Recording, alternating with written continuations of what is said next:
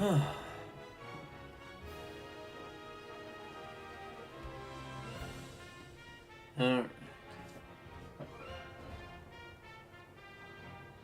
And...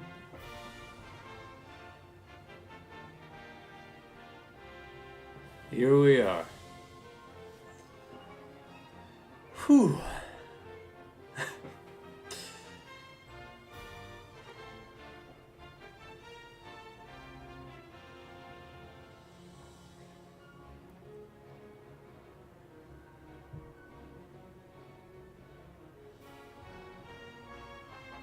As usual, we'll just wait for people to hop into chat.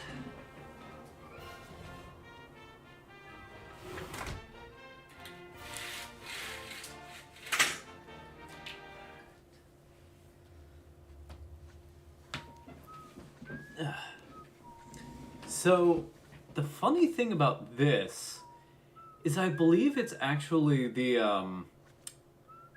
the sort of announcement teaser for this game. At least this little CGI bit.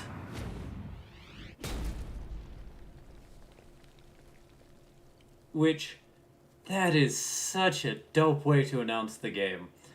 I might be a bit biased, because this is one of my personal favorite Sonic games. And here we have Endless Possibility, which was performed by Jared Reddick of Bowling Pursuit fame. Amazing song, once again. A bit biased. Yeah, Jared Reddick of Bowling Pursuit. And the funniest thing about this is using non-finalized gameplay. You can tell the lighting is a bit more simplified. There aren't as many fancy lights and effects. I'm interested because I'm playing this via the Xbox Series X backwards compatibility using FPS boost. It's probably the best official way to play Sonic Unleashed, at least this version. I would probably recommend an HDMI modded Wii or just a Wii U if you want to play the Wii and PlayStation 2 version of Sonic Unleashed. And of course you can just emulate and get all the fancy shiny benefits of that. However, I prefer just playing it using backwards compatibility because it's simple to set up and I don't have to worry about emulators and BIOS files, and I know it's primarily a one-time setup, but it's just something that I never really bother with. That upper left Apatos gameplay used a non-finalized homing attack reticle. That is interesting. Because it's essentially a green version of the homing rocket dudes. I don't remember their names. But that sort of thing. So yes, as stated last time, we are starting a new game for the Hallowstream block, and this one is Sonic Unleashed, also known as Sonic World Adventure in Japan. Just got another minute or so, and then we'll get to playing. Yeah, well, first we'll watch the opening cutscenes, and then we'll play. Alright.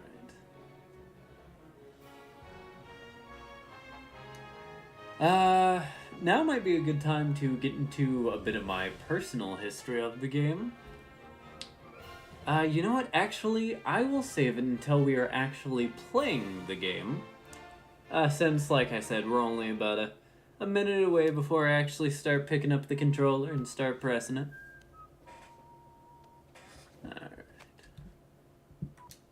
And that is 5 p.m. and so we start playing.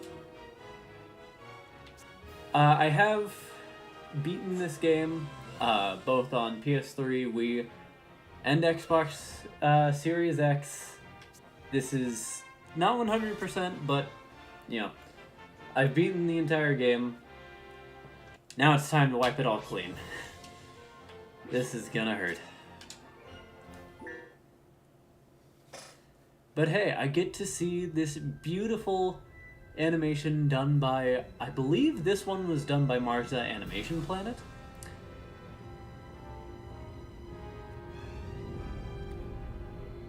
God, what a great first impression this game makes.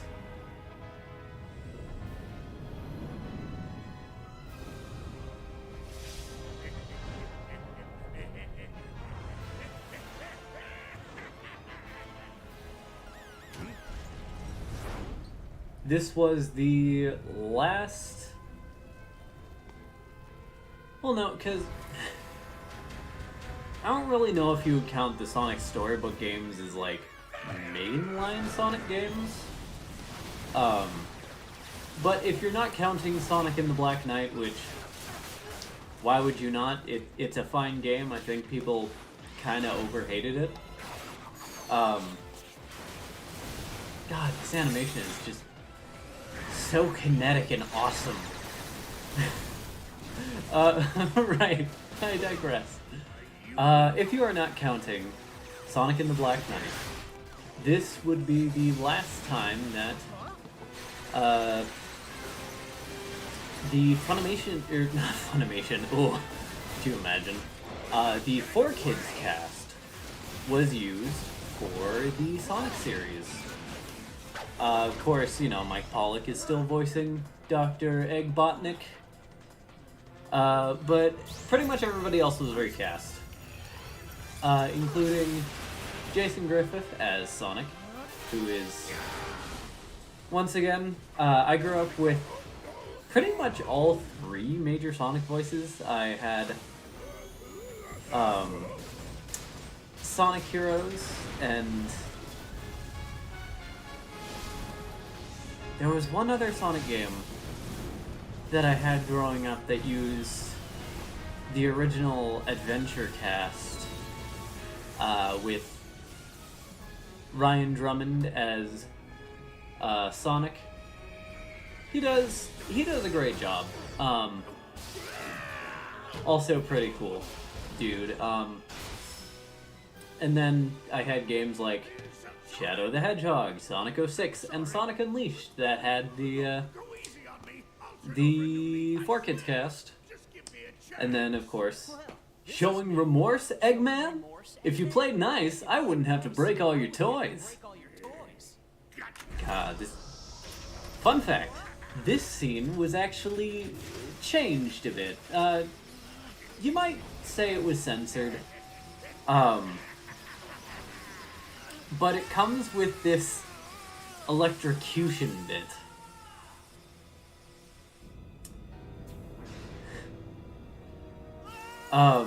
Originally, Sonic would be flashing, and you would see shots of his, like, skull and his skeleton. And he had a much more, like, intensely painful look on his face. Also, there's a Dreamcast. Nice. Eggman is a gamer. Hey. But he had, you know, the flashes, and you would bits of skeleton. And he had a much more intense look of paint on his face. I believe this came from a leaked sort of test bit, like a rough composite of how the actual full animation would look. Aside from that, and like some more like quote-unquote off-model looking animation, I don't remember there being too much differences aside from the skeleton and the more intense look of pain. But not many people know that was changed. Yeah, it was a fun tidbit. Oh, I should probably also say, I talked about Ryan Drummond and Jason Griffith, and what I thought of their Sonics.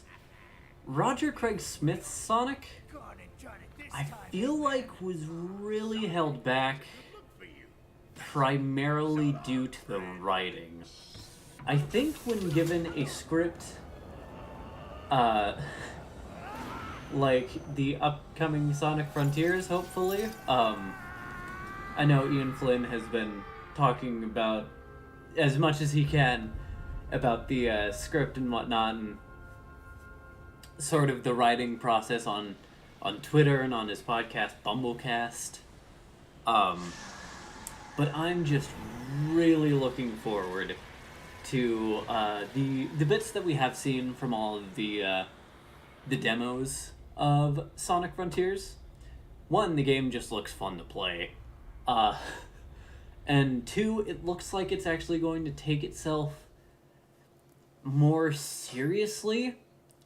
And I, for one, am all for that. Right. Loading screen. Another cutscene. You know. It's, it is what it is. I very much enjoy the, writing in games like this, and Sonic and the Black Knight. And even those older, early 2000s games. I know they aren't, like, the best in terms of plot structure and, you know, all that super analytical stuff. I am just so excited to be playing this on stream. This is one of my favorite Sonic games. I'm going to ramble on and on, because I got this game when it was relatively new, back on the PlayStation 3. And then a couple of years, I think it might have only been like 1 or 2 years. Either way, a couple of years after that, I got the Wii version, and I ended up playing and enjoying both of them.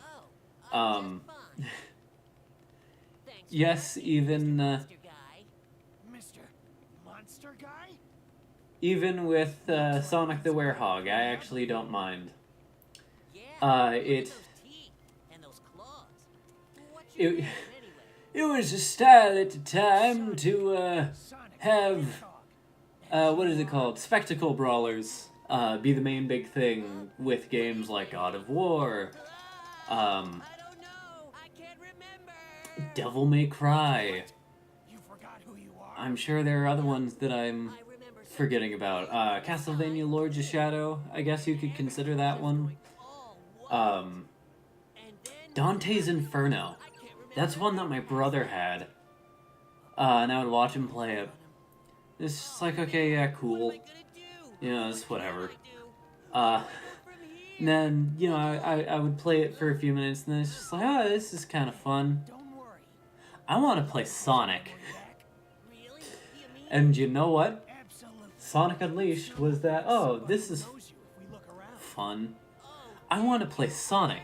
And you know what? It's both of those types of games in one. So when I want to do the Spectacle Brawler segments, you know, I have my fun with those, and then when I want to play Sonic, I can play Sonic. The fact that Sonic Frontiers is kind of melding the more combat oriented style of gameplay of the Werehog and mixing it with the daytime stage Sonic the Hedgehog stuff, I'm very excited to see how that goes down.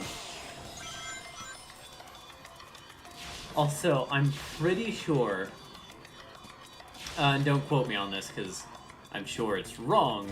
This is just somebody who's played the game a long time. I'm pretty sure they made this tutorial level impossible to S-rank until you have an almost completed Sonic the Hedgehog, which I'll get to what that means in just a second, but we're almost done with the stage, so we'll just ride it out. Alright. Yeah, there we go. What I mean by an almost completed Sonic is, well, there's a leveling system. You get experience from completing stages, beating up enemies, and just generally progressing. What do you figure that was all about? The hair and those arms and look at the Chaos Emeralds. So, is this what you usually look like? Yeah, this is the real me. Pretty cool, huh? Huh? Where'd you go? I know some people find Chip annoying. I find him endearing.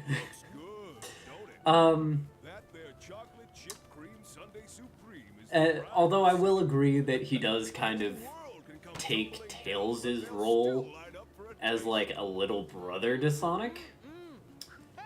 And it's kind of sad that Tails is sidelined and we don't even see other characters like not Tails. We see Tails. He's in this game. But we don't see like Knuckles and Shadow, which I believe in a not a press conference, but like in an interview they said you would be able to see those two in this game. Didn't end up happening. Honestly, I don't know what they would have contributed if they were in here.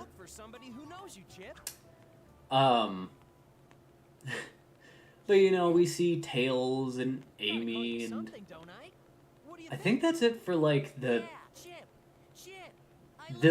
pre-established Sonic characters. The rest is Chip and, well, obviously the Dark Gaia creatures. I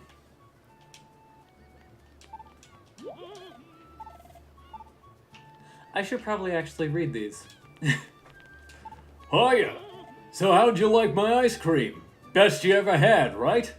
Even if the planet were to crumble all around us, it'd still taste amazing. Foreshadowing.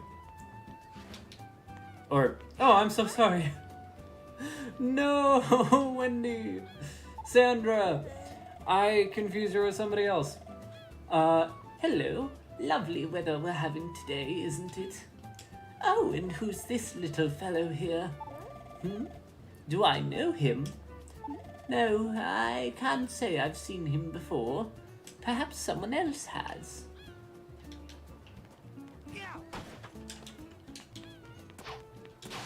Hey, Lucas! They say the planet split apart. You never know what's gonna happen one day to the next, do you? Also, none of these people's accents are going to be at all similar to the region that they're based on. One, because, you know, I'm not going to try every single accent that there's ever been. And two, you know, I just feel like giving some characters goofy voices, and some characters, you know, I'll just read out in a normal voice. It's kind of boring, but it is what it is. I see the shopkeep isn't in, so surely he wouldn't mind a bit of vandalism. This one's Eric. Don't mind her, she lost her dentures in the earthquake this morning. Nope. She says, welcome to Apatos, a toothless but heartfelt greeting.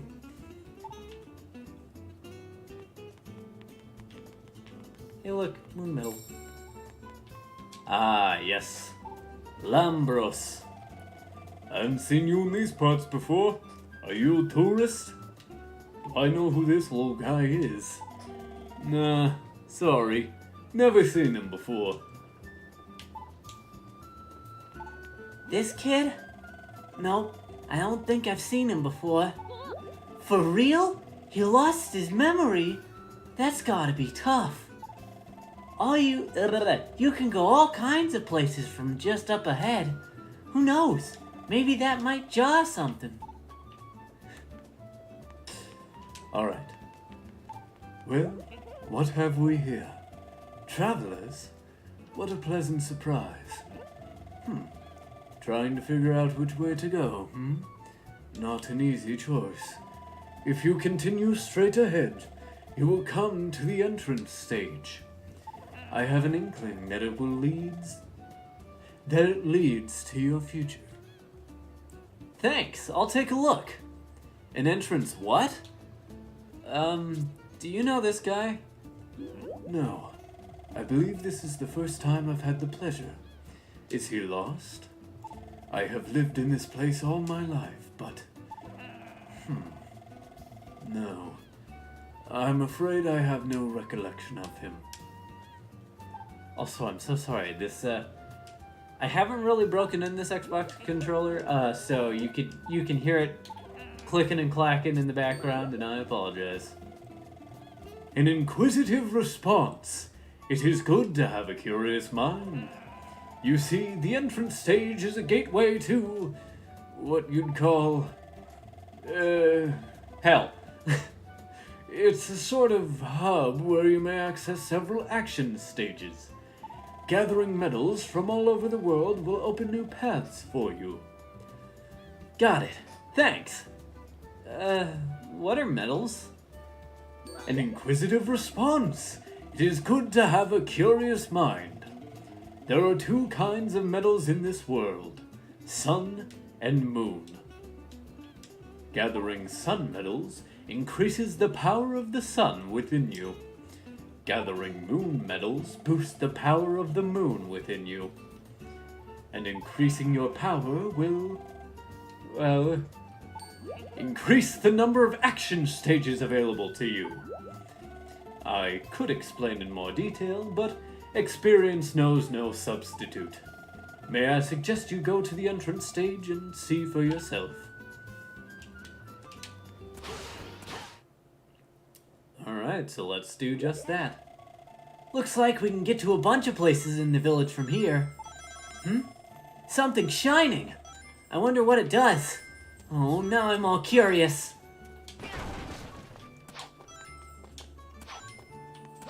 Yeah, totally necessary.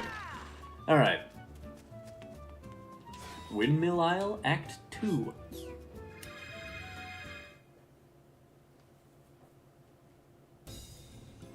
Here we go!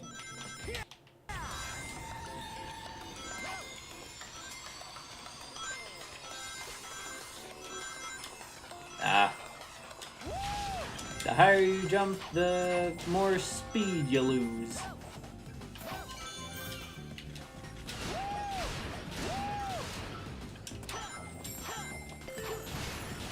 Also, I apologize if my commentary starts lacking during the main action stages. It's mainly because, well, traveling at this fast of speeds, you want to make sure that it's... I forgot you need to unlock the wall jump in this game. I was playing on my game complete save file while I was testing out the game. And as you might have seen, there are... Nice. Sonic! There are more... Oh, right, you need to unlock the stomp. Anyway, getting back to what I was saying, you need to unlock things like the stomp and the light speed attack, as well as air boosts. And that one's going to be really hard for me to remember not to do. because your moveset doesn't change drastically throughout the course of the game, but it's still enough to going back to level 1, essentially, and starting over, is a bit more difficult for muscle memory than you would expect.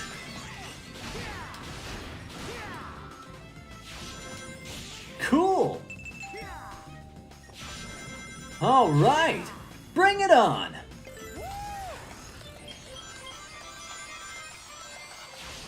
But yeah,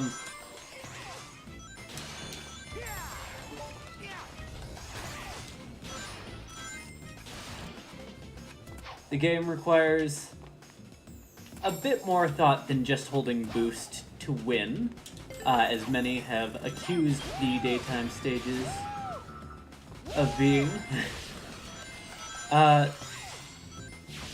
So I'm essentially just trying to make sure that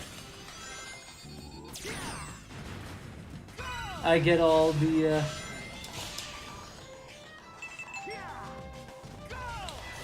shortcuts that I like taking. And that should equate to about an A or a B. Oh, well there you go. That's ranked. Yeah, let's bump up that speed. Alright. But during the nighttime stages, I should be able to give a bit more insightful commentary. Because I'm not focusing as hard on, okay, what's the next thing coming? Will I be able to dodge it in time? Remember anything yet? Nope. Oh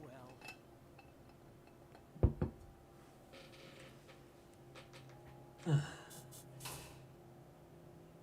Unfortunately, I don't have any of the DLC on Xbox 360, so I won't be able to show that off just yet. I don't think. Even if I streamed this game for the rest of Hallowstream, as well as throwing in the bonus Wednesday streams, that I would be able to finish this game by the time we get to the end of October. What is it? Not because this is necessarily like a 30 to 40 hour long game as Sonic Frontiers is projected to be, with all the stuff that you're apparently able to do in the game. What good is ice cream at a time like this?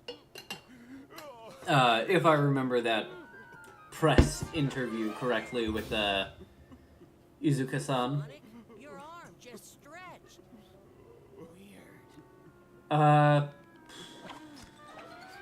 But it could be useful. mainly just because instead of spreading out my HP, attack, defense, and combat abilities evenly, I pretty much just focus on combat. The planet's broken! It's all over! There's no point in making ice cream anymore. Oh, the humanity! Alright. But as you can see, I can now terrorize the town as the Werehog. You look... well, you present quite a frightening visage. Not that it matters. With the world in a mess, the planet splitting, what really matters? Oh, who cares? What's the matter? Are you alright? You got that right. We'll do, are you alright? It's not a matter of me being alright or not. Even that does not hold any importance anymore. What's the matter? Oh, nothing. That's just it. It just does not matter. You got that right! Yes, you feel my angst. But even that does not matter. I'm realizing more... Oh, I'm sorry. More and more as I'm voicing Gregorios, I'm just kind of doing an impression of the announcer from Sonic 06. Which is completely unintentional, by the way. Shopkeeper's still not in, and for some reason that person is incorporeal. Maybe he's one of the ghosts that we find later. Hey, Pilgrim! How are things going? You look shorter and stouter than before. Did you eat something funny? That was probably not at all the voice I gave him. Did you hear Two-Tailed Fox? He was right here just a minute ago. Where's this? He had big bushy tails swinging all around. You can't miss him. Well, perhaps. I know we didn't talk to everybody, but perhaps we should investigate. But first, let's just explore around the hub, because now we have more access to things, and oh no. Oh. So I maxed out the combat ability of the Werehog, and now going back to level 1 is not great.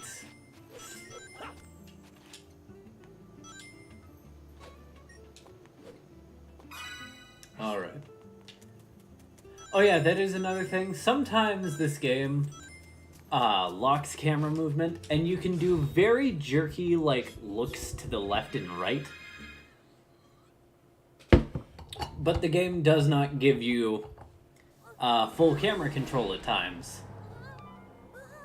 And that's kind of annoying, but overall, again, I'd say this game is one of my personal favorites. I would recommend people at least give it a shot. I know this dude right here was apparently a big barrier to entry for people.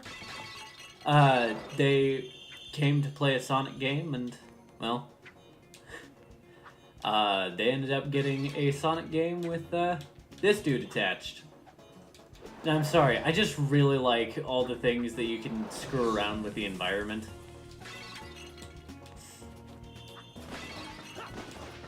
But this has a double purpose aside from... Your friend went off that way, Sonic. Quick, let's go after him. Aside from me just dinking around, getting used to a very, very underpowered Werehog. Ah, those things over there are kind of scary. Punch them with the X and Y buttons. Or triangle, or square and triangle buttons with PS3 controls. See that bright hazy stuff that comes out of enemies you beat? I call it Dark Gaia Force. Gathering it fills up your Unleashed gauge. Once it's filled, you can press right bumper, or R1, to go all crazy powered up.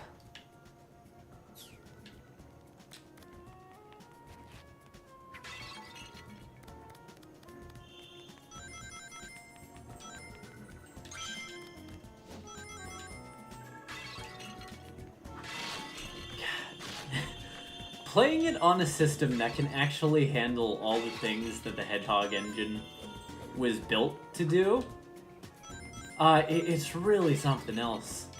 And like, I got my Xbox Series X specifically for, like, games like this and a few others, because the Xbox backwards compatibility is just a really cool thing, especially for somebody who has a lot of physical media like I do, because, as I said before, the original Xbox was the first system I ever owned, and I still play it often. And I have a lot of fond memories with those games, and so being able to play it conveniently in a way that, you know, oftentimes matches or outdoes the performance of the original system, as well as just being a simple way to hook it up to the TV. Still need to...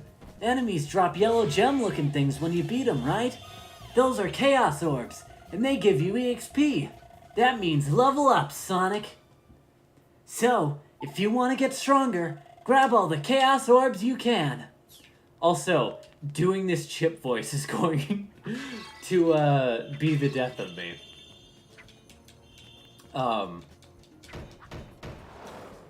Not literally. It's just, you know, it's a voice a bit higher in my register because of some things that have happened in the past that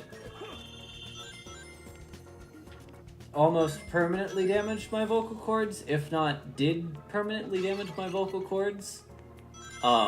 So my range is not nearly as high as it used to be.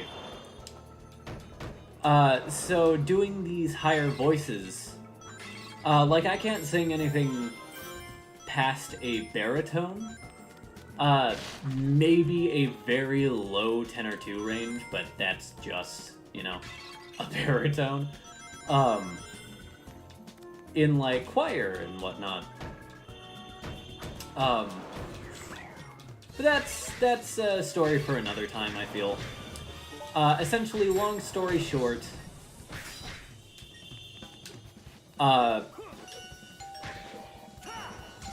with that, doing higher voices in my range tends to wear out my throat a lot more. So if you notice my voice getting scratchier, well, one, you know, I'm doing things like the werehog voice, which, you know, also is a bit, oh, you can't destroy the bike. Huh. Worst game. No, I'm just kidding. So that was Chip just saying, whoa, there are a lot of them. You should use some of your combo attacks, like this one. Check them out in the pause menu. I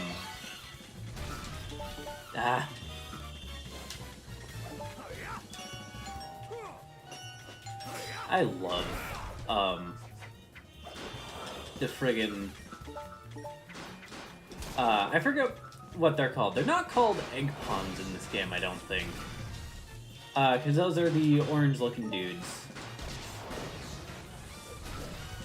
Try hitting the B button mid-jump to grab on the higher ledges, Sonic.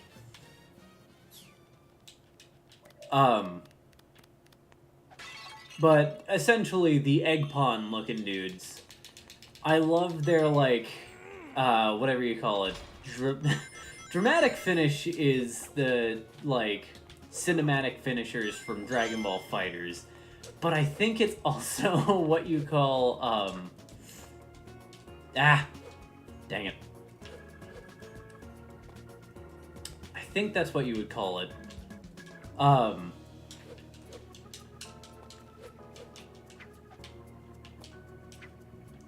on.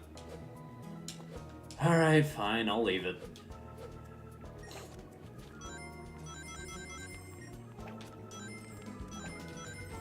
I love just the idea of spinning them around and then kicking them while they're spinning. Oh, okay, so these bikes you can destroy. Or I guess kick over in this case.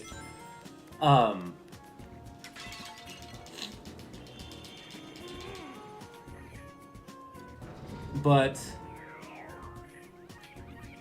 I went off on like 3 different tirades. I'm going to go back to the point. Oh yeah, this is Unleash mode that Chip was talking about before. Increases your attack speed, attack power. I believe there are Unleash mode like exclusive abilities. I'm not entirely sure. Because, oh yeah, this is one of those areas where you don't have full camera control, and it's very annoying.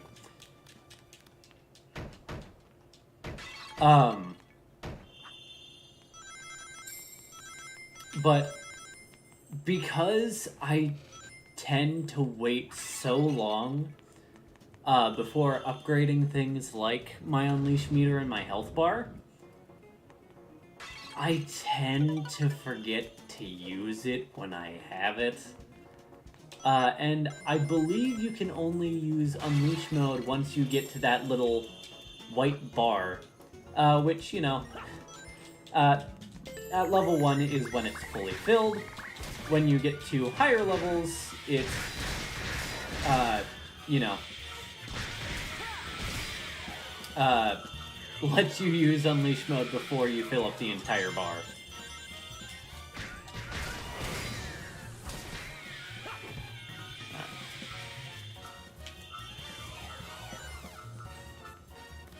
Also, for those of you who haven't played this game, get really used to hearing that ba-da-da-da-da-da down, ba-da-da-da-da-da, ba-da-da-da-da-da down, because that is the combat theme in this game. Outside of boss fights, oh, you know what? I think other games call these sort of big finishing moves glory kills. Or at least that's like what it's typically known as in the spectacle fighter sort of venom.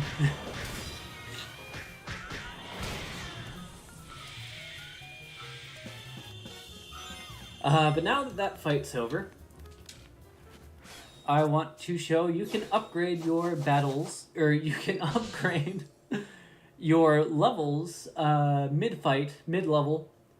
And the reason why I upgrade combat, like right off the bat instead of anything else, is because, well, then you get, that's the inventory, then you get more moves.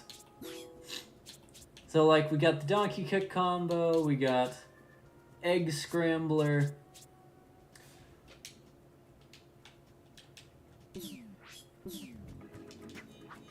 This was the move that I was trying to do to get the moon medal over there. Well, now you know by pressing XXA or YYA or square square cross and triangle triangle cross. Playing on PlayStation respectively. And those are some of the new moves that we picked up. What? Please get out of the tree, camera. One of the reasons why I go for combo instead of, like, tower or whatever it's called, the strength, is because I believe you get a higher points bonus with the more, like, number of hits you do on an enemy. And I know, that is a very easy way to get the achievement for getting a 99 plus, hit combo. You just take one of the bigger enemies from later in the game. I keep trying to do the more advanced combos that make short work of these enemies, but I can't do that because I don't have that yet.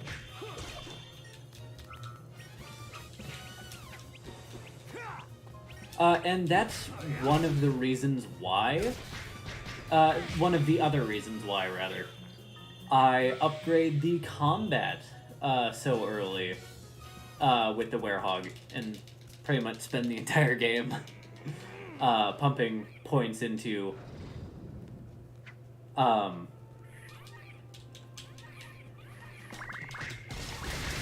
combat, because if you don't, this game can run the risk of getting very repetitive with its combat. It is a spectacle brawler at the end of the day, which,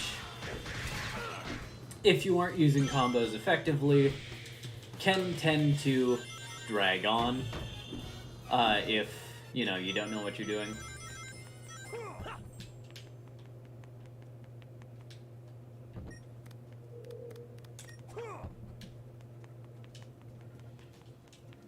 Come on. There we go. Nope. Nope. Come back. I need you over here. Ah, that should work. There we go. Get out of here.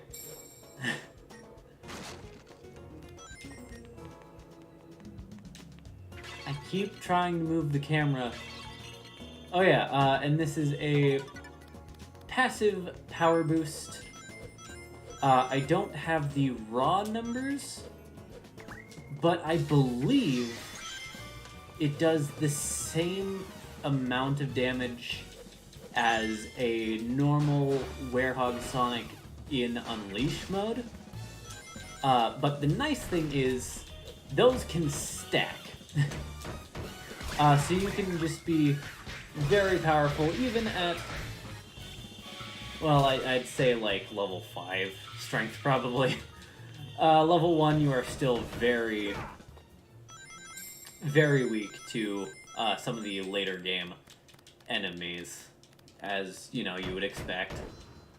I don't think I would ever want to do a full level 1 playthrough of Sonic Unleashed. Maybe that would be fun to stream and then, like, make a video of. But at the same time, I feel like, that would just kind of be torturous. But with enough people, like, saying, oh, hey, we want to see you suffer, I would be willing to do it. This pedestal looks like it's supposed to have something on it, huh? Cool. Let me in. Let me in. Let me in. Uh-oh, monster. Do you think you could circle around back and take him on? No matter how sneaky I go, I always end up screwing that up.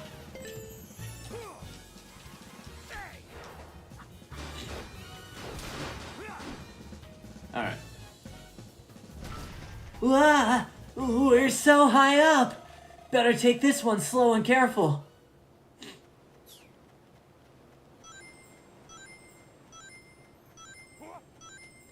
Oh, but, as I was talking about before, at, like, the very start of the stream, I ended up first getting this on PlayStation 3, which also ran at 60 frames per second, like this FPS boosted version does on Series X. The difference? The Series X version can actually run this game properly. The PS3 version, while yes, very impressive that it can hit 60 FPS, it is nowhere near actually, like, reaching that benchmark 95% of the time. And the Xbox 360 version, I didn't grow up with an Xbox 360 for one, and secondly was capped at 30 frames per second, but then also that one had pretty much the same issues when it came to frame rate and performance. So I guess it was whether you preferred a more consistent 30 FPS or a less consistent but higher peaked 60 FPS on on PS3. I do remember my brother did buy us the or at least some of the DLC. I don't think I ever beat any of them as a kid because they were just so friggin' difficult. Ah, come on. Dang it. I was gonna try to do a big old combo on this dude. Let me just go around collecting some of these Chaos Orbs. Also, Shield. Shield is something I almost never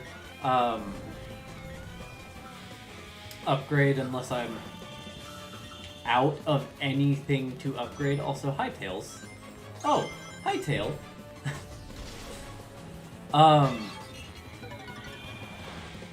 But I digress. If you could not tell by the fact that I've been sort of lollygagging, taking my time beating the stage, the Werehog stages do not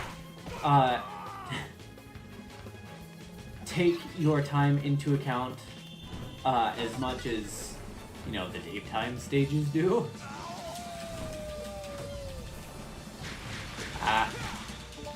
That was me trying to be all cool and cocky.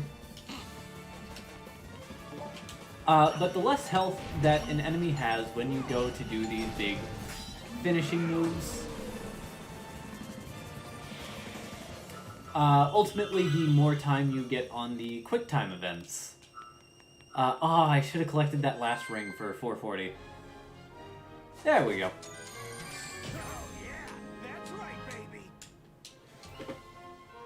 Alright. And look at that! Now we're upgrading combat again. Alright.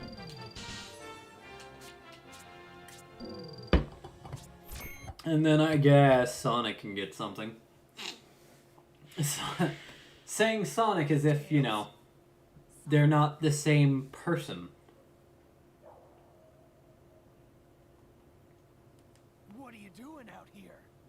Sonic, is that really you? His flying with his tails animation always has kind of looked weird in this game. I have a feeling that's because, you know, it didn't get the same amount of polish as it would if Tails were a playable character, and you would have had to see it a lot. I'll bet that means that you turning into that. But, you know, ultimately, like, I'll point out these, like, little things. Like, I love Chip sort of screwing around and doing whatever in the back of most cutscenes. Professor Pickle over at Spagonia University. I came to this. It's entertaining enough If we add that when you notice it, we might but it's not, Spagonia. like, obnoxious to the point where it takes away from the scene. no problem. My 12 will get us there in a flash. Let's get going. Oh, but going back to Tails' flying animation. Let's get moving. Like I said, looks a touch janky, but that's just because, you know, like I said, it's just an animation made for a few cutscenes, and that's it.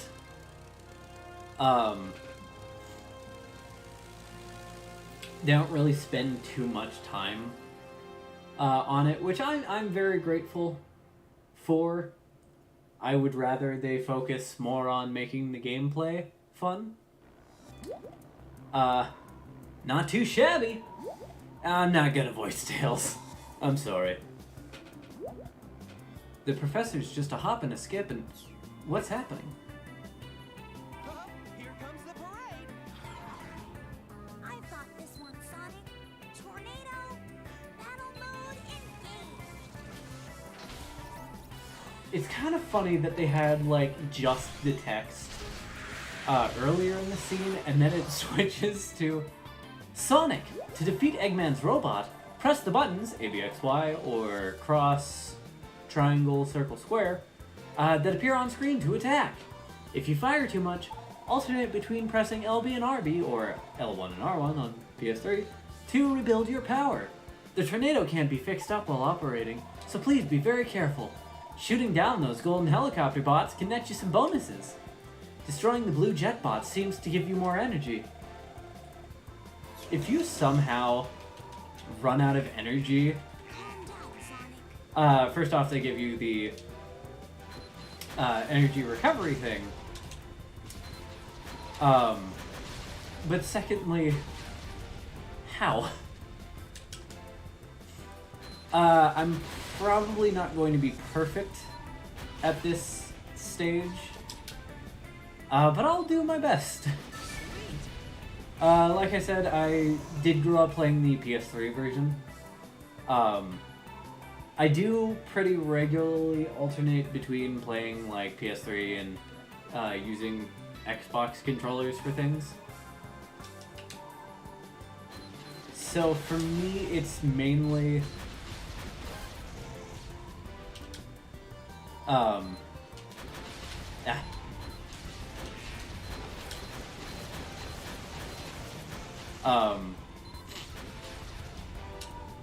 seeing them on the screen and then pressing the correlating button in my head. Which that probably makes no sense to anybody listening. But that's what happens when they want me to figure out how to press buttons on a controller. You might notice my combo reset, and that is because I screwed up a button. So even though I have full health, I haven't taken any damage, and apparently let that one get away. I will not get an S rank on this run because I dropped that combo. Your combo doesn't go away due to time, unless of course you just fail to hit any enemies. But it does go away if you mishit a button. And I remember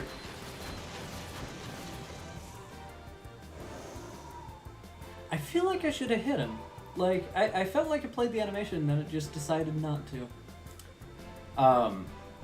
Also, this is a PS3 and Xbox 360 exclusive boss, because the tornado segments, if you played the Wii or PS2 version, you might not recognize this stage at all because the tornado segments were cut out entirely.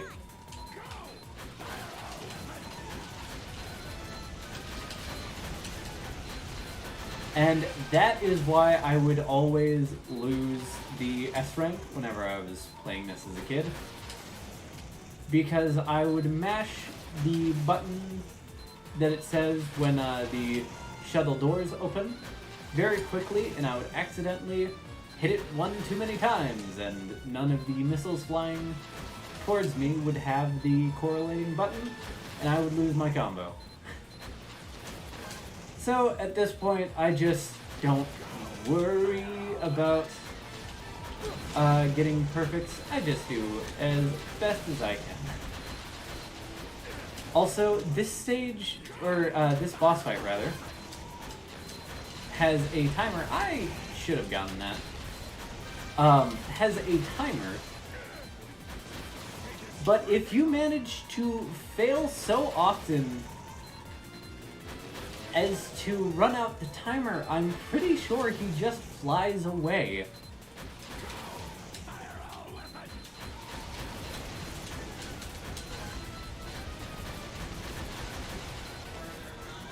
But honestly, I kind of like the design for the egg cauldron, and it being sort of like, I'm assuming it's a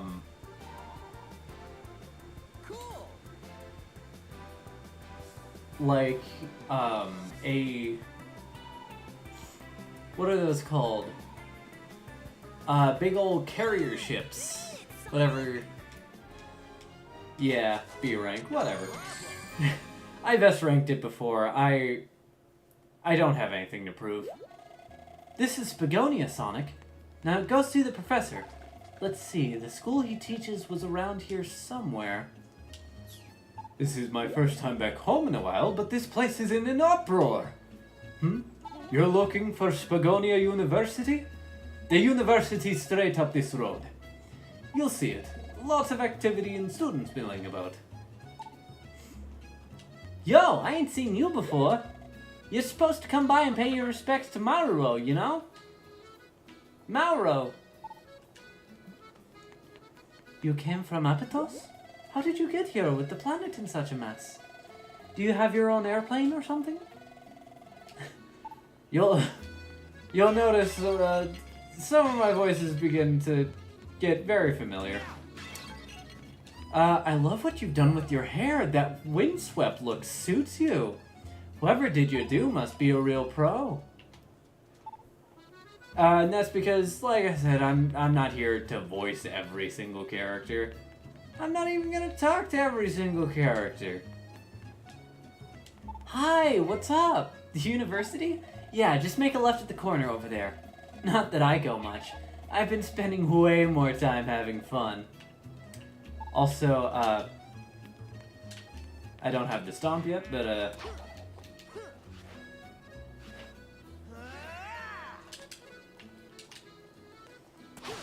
This is terrible!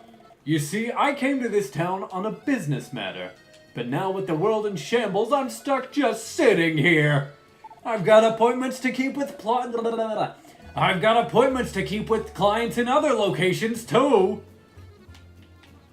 Yes.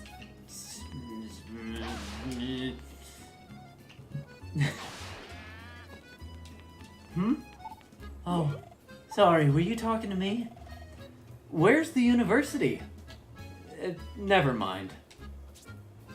Oh, the university? Yes, it's straight ahead, beyond the fountain. Hello there! Hello? Who are you? Where's the professor? Oh, the pickle? You see the fountain? He's at the university, just past it. I haven't seen a lot of him, I haven't seen him around lately, come to think of it. Nah.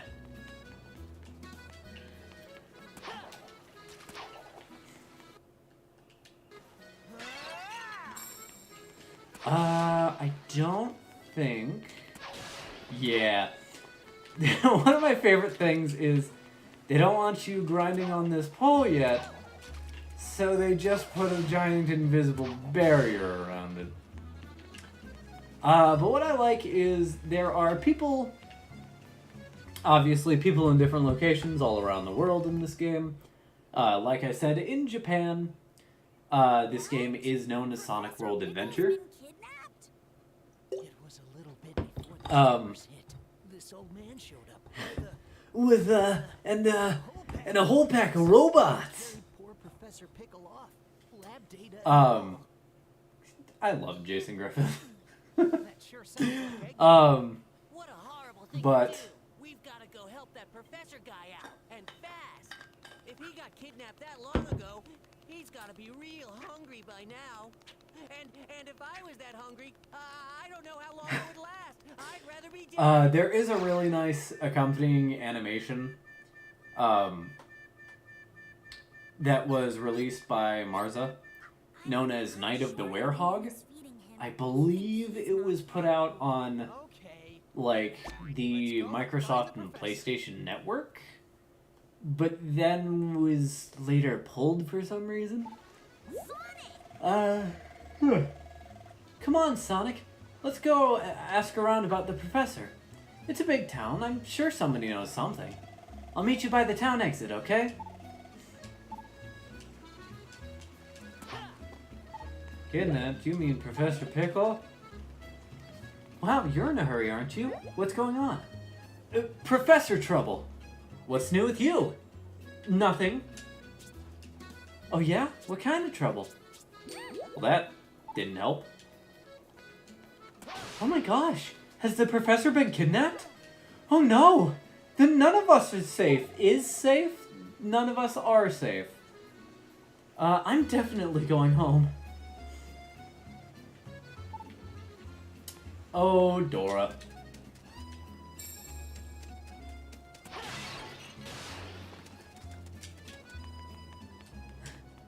Just tearing up the town.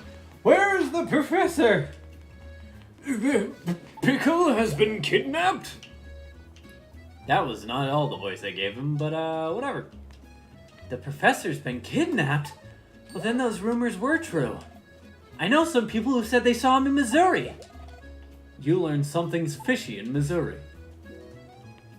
Sorry, you learned something's fishy in Missouri.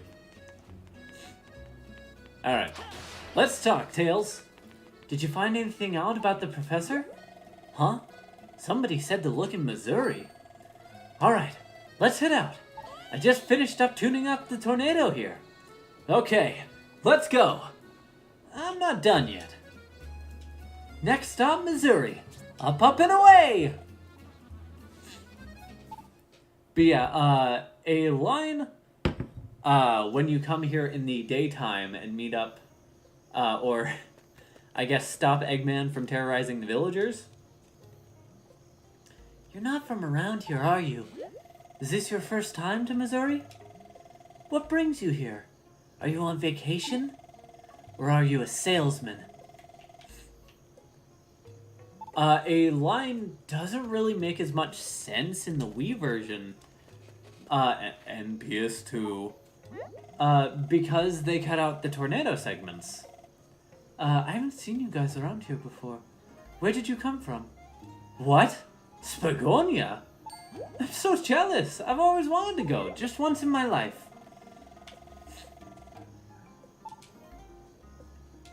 You must come from somewhere very far away. Do you know about that building? The strange building that showed up on the other side of the village. I've got good eyesight, so I can see it just fine. I don't like the looks of it, though. It makes me very uncomfortable. Sorry, I'm closed for the night. For real. There's a strange new building on the outskirts of the village. For real.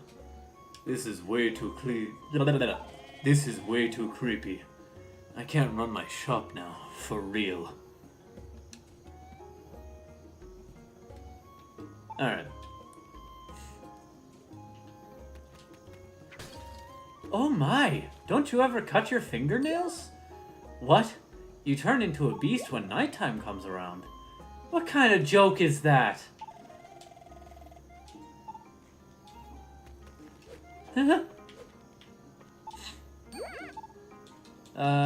Okay. Essie's dialogue doesn't change until you get out of this story-driven segment. Okay.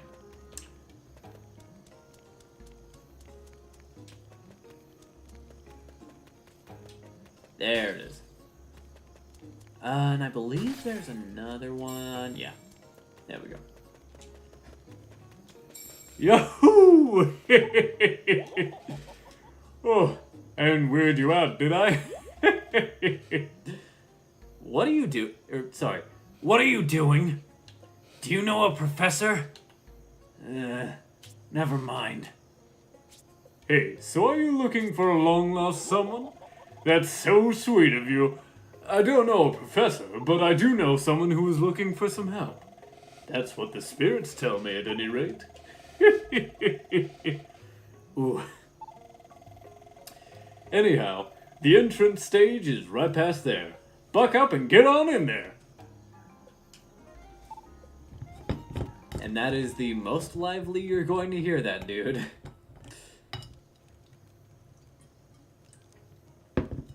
Because, as you could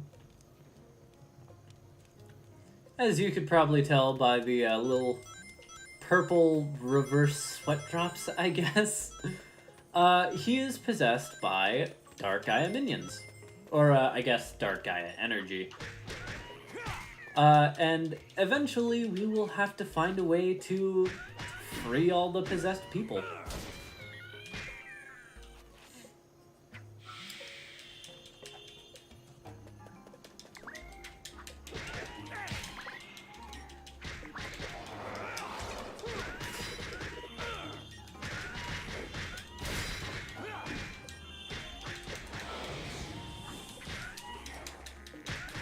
Come on, there we go.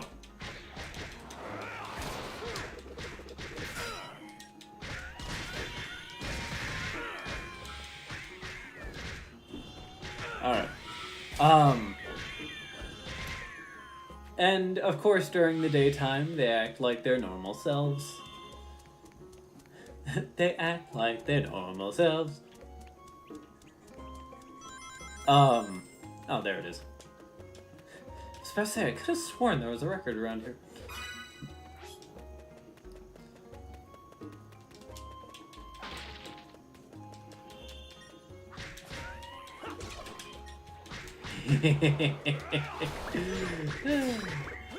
That's so much fun to do. Ah. There we go. If I didn't get the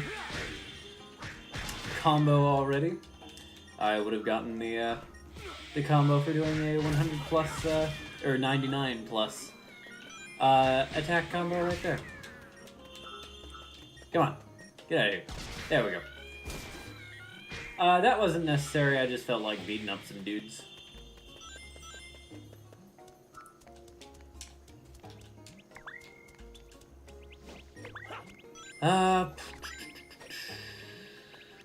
That sun medal. Do I remember how you get it? Nah. It looks like we can't get in here yet. Let's try something else.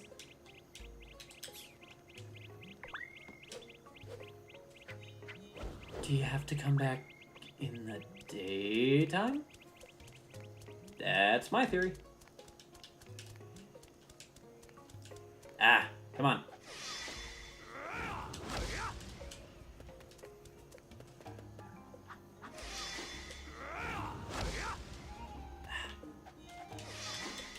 Fine. Ah, come on. Let me attack near the rock. There we go.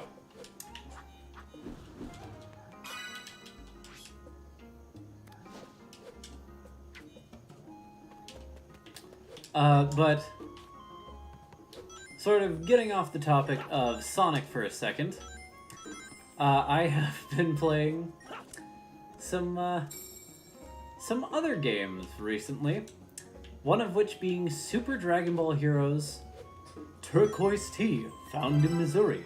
Note the bright color. Interesting. I don't like that color. Looks poisonous. I'll pass. Has been Super Dragon Ball Heroes World Mission. And that is an interesting story, both how I realized I had the game and why I came about wanting to play it in the first place. Yeah, we can't visit that. We'll have to try again some other time. Hey, try again some other time. Or hey, I'll play with you some other time. There we go. I began to hyperfixate on one of my special interests, neurodivergent that I am, one of which just so happens to be Dragon Ball. And so I was rewatching certain fights and episodes, and some of them just so happened to be fights from GT. I enjoy GT more than other people. One thing I will say is it has very uninspired fight choreography.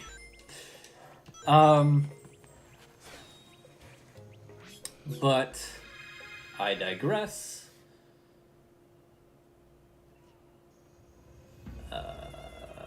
Super Dragon Ball Heroes. I was watching some fights like Gohan and Goten versus Baby, or not Baby, possessed Gohan and Goten versus Vegeta, which then leads Vegeta to getting possessed and overtaken by Baby.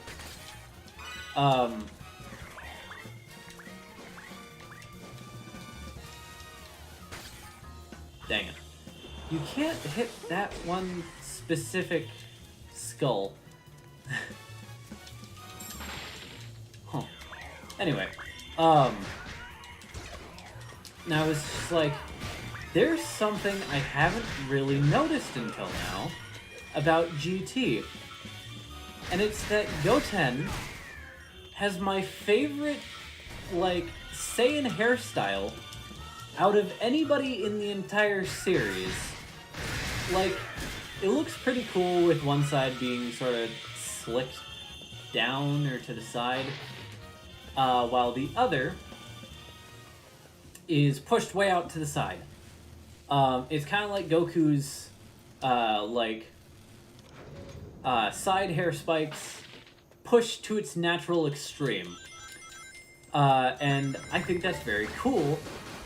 But then he goes Super Saiyan, and you see the big spiky part sort of spike up more, which, you know, you would expect to see. But then you see little bits of hair in the shorter side of his head also start spiking up, and you can see it, like, behind the main big spikes. And I don't know why, but that is one of my, if not my favorite hairstyle for anybody in Dragon Ball.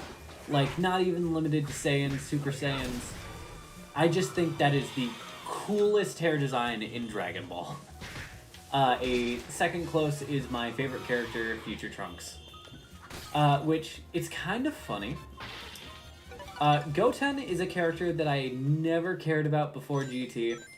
As somebody who grew up as a younger sibling, having sort of a younger sibling to Gohan, I almost called Gohan Goten.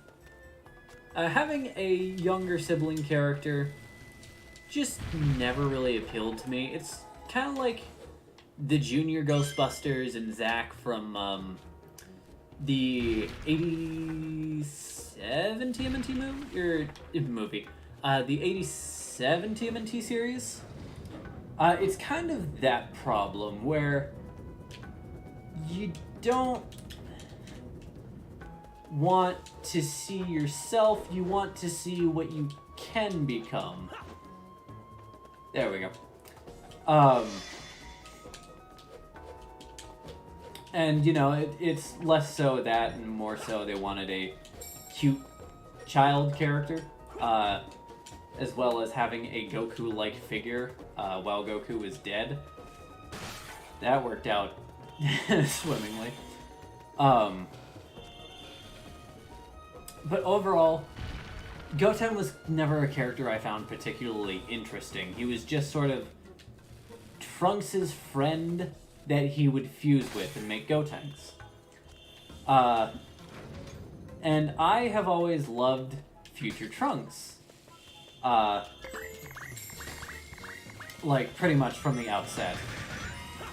He's just a really cool sort of time-traveling character. I also grew up playing Sonic 06 with Silver the Hedgehog, who is also one of my favorite characters. I wish Sega would actually use him more.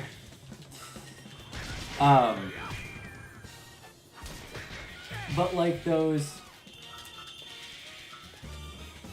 sort of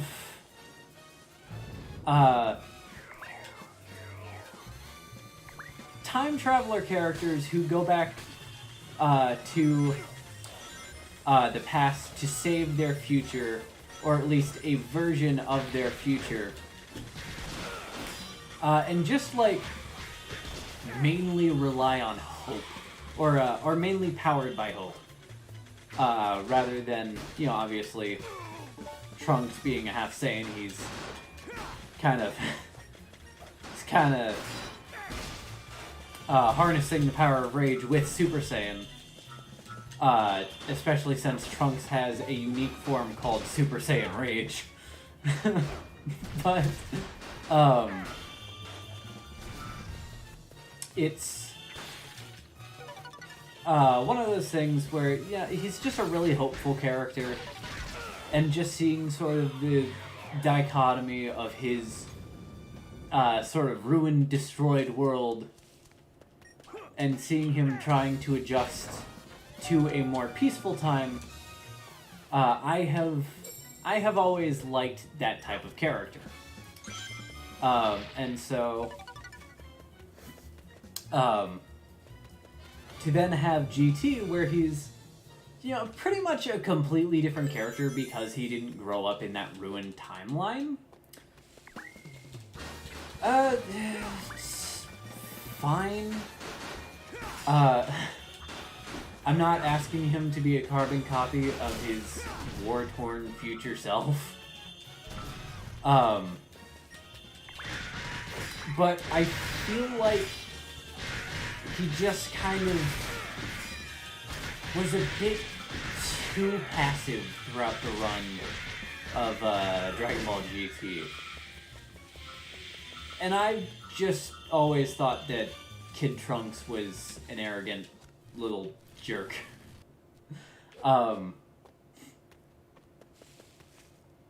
So, once again, not scoring huge points there either.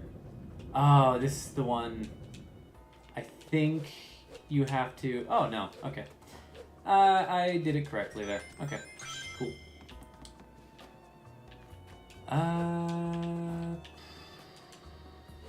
Right. That's where the book is. So it went from me not really caring about Goten as a character and really liking Trunks to me really liking Goten's character in GT and then not super caring about Trunks. What is going on? I just want the Sun Medal. Alright.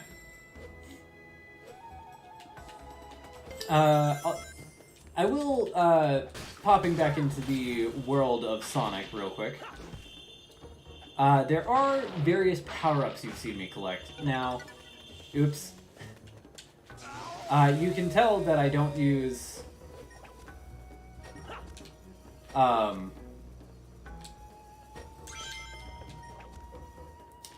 the shield very much because I forgot what button it was on. One of my favorite things. Let me get another one of these dudes. They respawn. They respawn, I swear.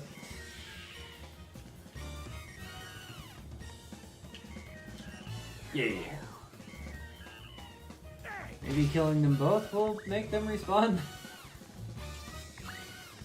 Oh, do I have to go down here and kill them? I have to go down here and kill them. Cool.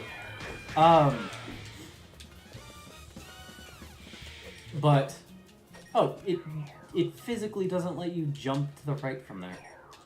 That's interesting, and by interesting, I mean why? One of my favorite things to do as a kid was just this animation. It's so funny to me. Like, even nowadays.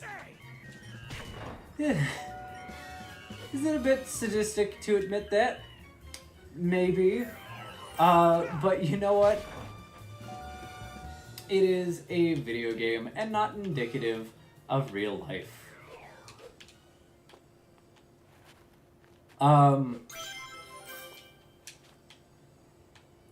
Also, anytime you're going to try and jump on, or try and jump towards one of these ledges that you can hang off of, that the screen will pop up with a reticle that you can, come on, there we go. You pretty much just always want to have the circle or B button, in this case because I'm playing on the Xbox 360 version. You pretty much always want to have it pressed. As soon as you are able to, it will... let me get the Sun Medal down here. It will auto-grab it if you are holding the B or the circle button. So you don't have to worry about timing. There are so many people I see who try to play this game and they try to sort of time out those button presses. Don't bother. The game will do it for you if you just press the grab button.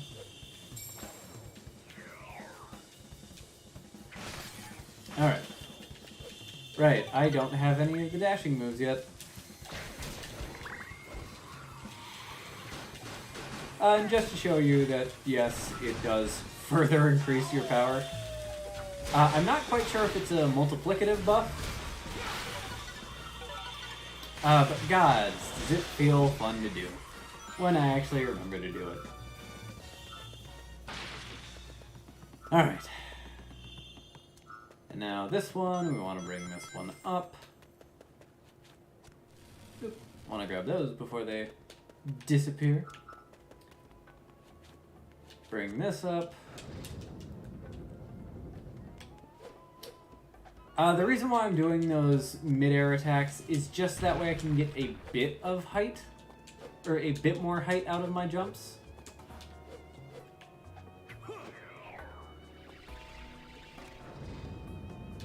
There we go. Ah, you jerk. So, like, normally I couldn't double jump up. And as you can see, that one isn't giving me the clearance I need, because this one, the sweep A, or sweep jump rather, is more for distance, as you can see. And this one just gets you a bit more height. The, I don't know, like this one, the swipe, the claw swipe, and the punch. There. So punch, jump in midair gives you a bit more height to work with.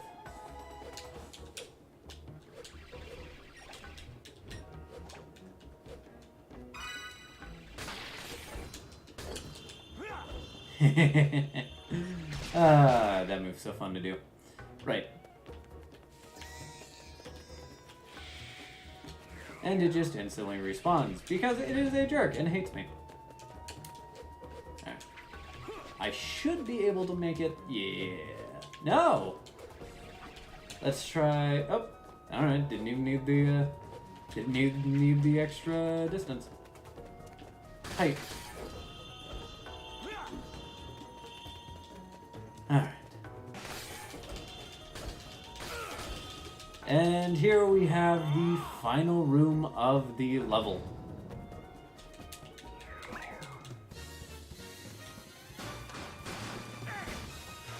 If you are not careful, it can kill you. I'm just going around trying to collect. Unleash.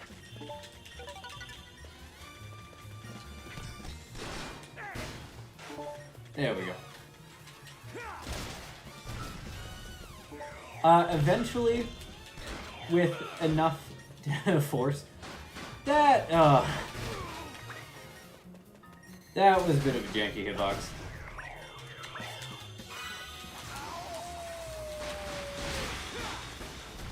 But eventually, with enough aggression, you can straight up break their shields, as you just saw. Even at level 1 strength. Oh, no! Oh! That was very close. Speaking of very close, I am about to die if I do not take care of these dudes.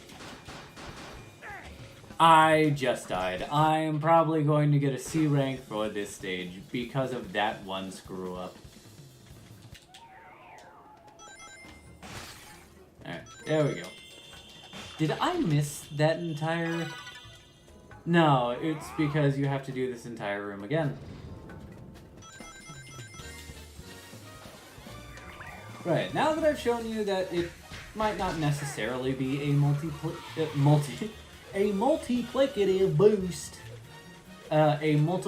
boost, but in fact just supercharges your attacks, I can save the unleash meter for where it's actually needed.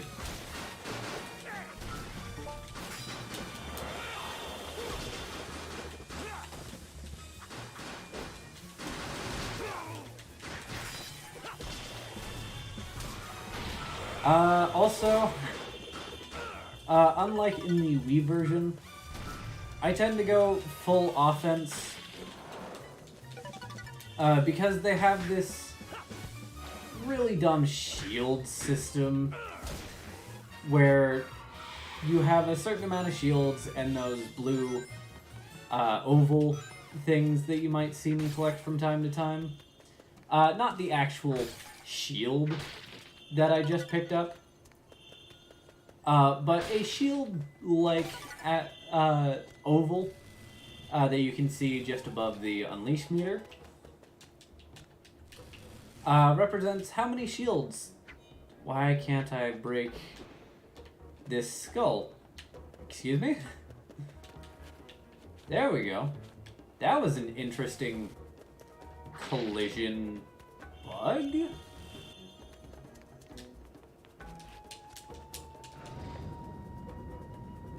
Huh.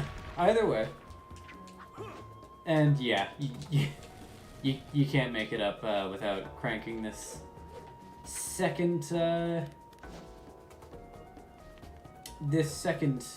lever. You know what? I'm gonna say that's enough.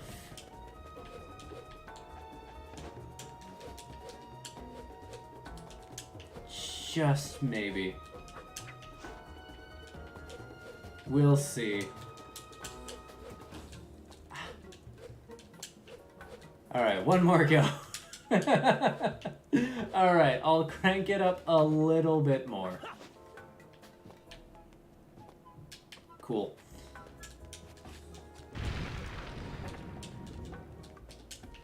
The way that you're supposed to do that is you're supposed to use both of the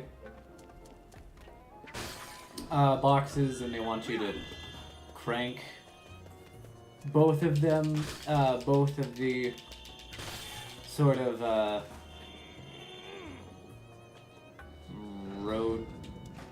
rotatable levers, I guess you would call them.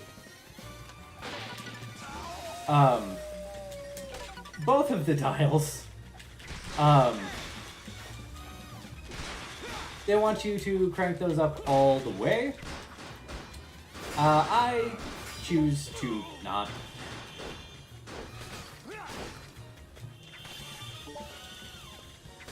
Alright, cool. Now that guy's dead.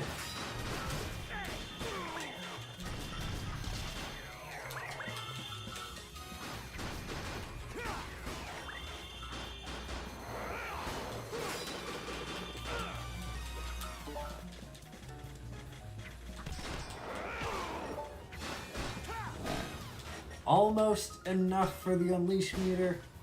Come on. There we go. Alright, give it to me. There.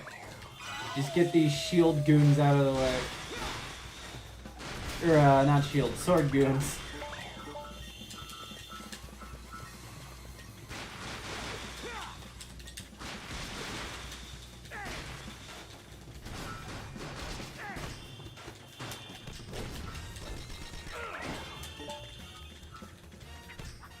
There we go. Ho, ho, ho, ho, ho. Nah, you're getting a special kill. Cool. Alright. Well, after that completely unnecessary death, I still got an A rank for that? Alright, you know, whatever.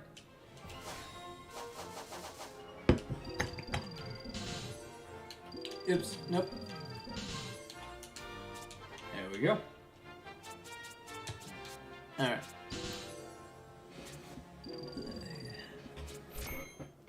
Ah yes, Professor Pickle.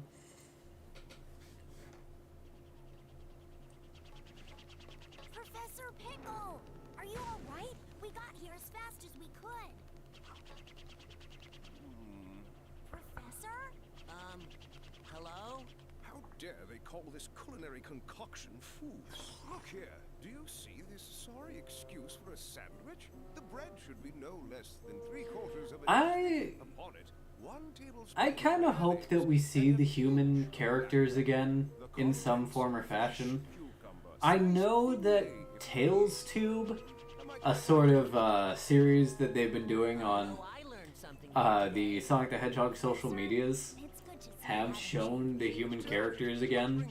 That's where we got the new concept art for the human character, or a human character, with, like, I want to say I see how rude of me. purple hair?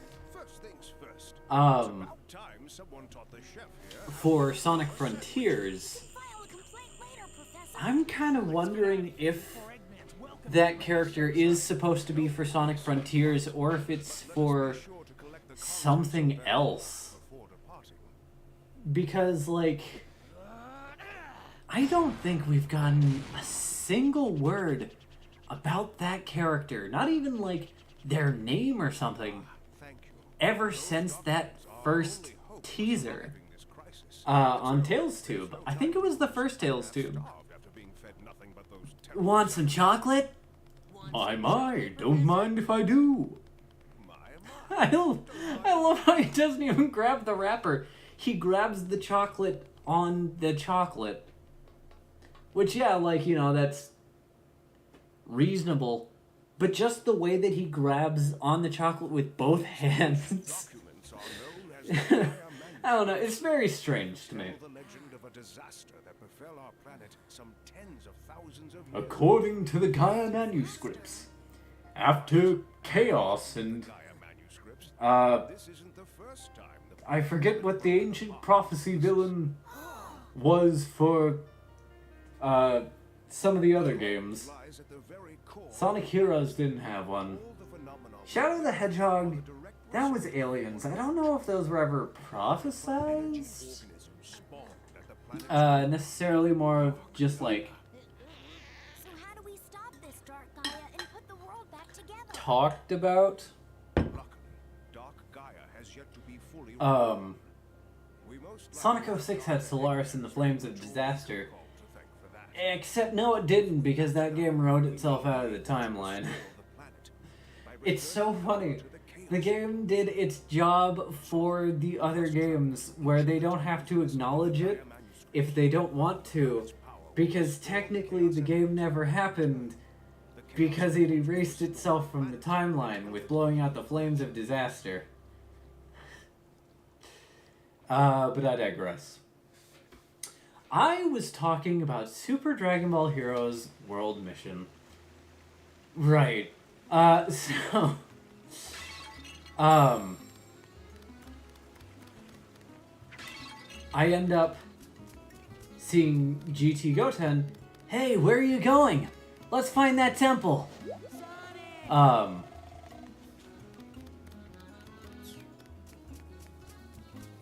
GT Goten, really cool. Love his hairstyle. Wish he was used more. And I end up looking up what games GT Goten has been in, because I want to play as my boy. And I end up looking it up, and he, as well as Xeno Goten, who shares pretty much the same character design, except he uses the Time Patroller, or he has the Time Patroller outfit, which Xenoverse players might recognize. I made you this world map. I thought it might come in handy. You can use the world map to travel to places you want to visit. When you decide you want to go somewhere else, use this screen. Here, let me give you a quick tutorial on how it works. Okay, also 1200 exactly. That's pretty good. First, pick your destination. We'll go to Apatos for now. Try pointing the cursor there. Use the left stick to move it. Yes, perfect! That's exactly right, Sonic. Next, let's try changing the time. Move the sun to swap between day and night. When the light hits the country, a sun icon appears on the flag. By the same logic, when the light doesn't hit it, you get a moon icon. If you visit a country with a sun icon by the flag, it'll be daytime. A moon icon by the flag means it'll be night if you visit. You can move the sun with the X or square button. Let's try changing it to night now. Move the sun to get a moon icon. Nice going! Okay, now let's try actually moving. We want to go to Missouri in the day. Find Missouri with the cursor, then move the sun to make it daytime. Also, this is so cool, just seeing the core of the Earth, and then just all the different, like, broken up continents and whatnot, sort of hanging out all around it. It's just so cool. Anyway,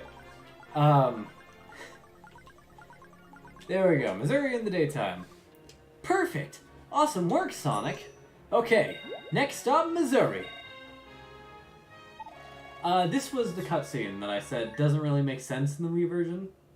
Or doesn't make as much sense in the Wii version because they cut out the tornado segments.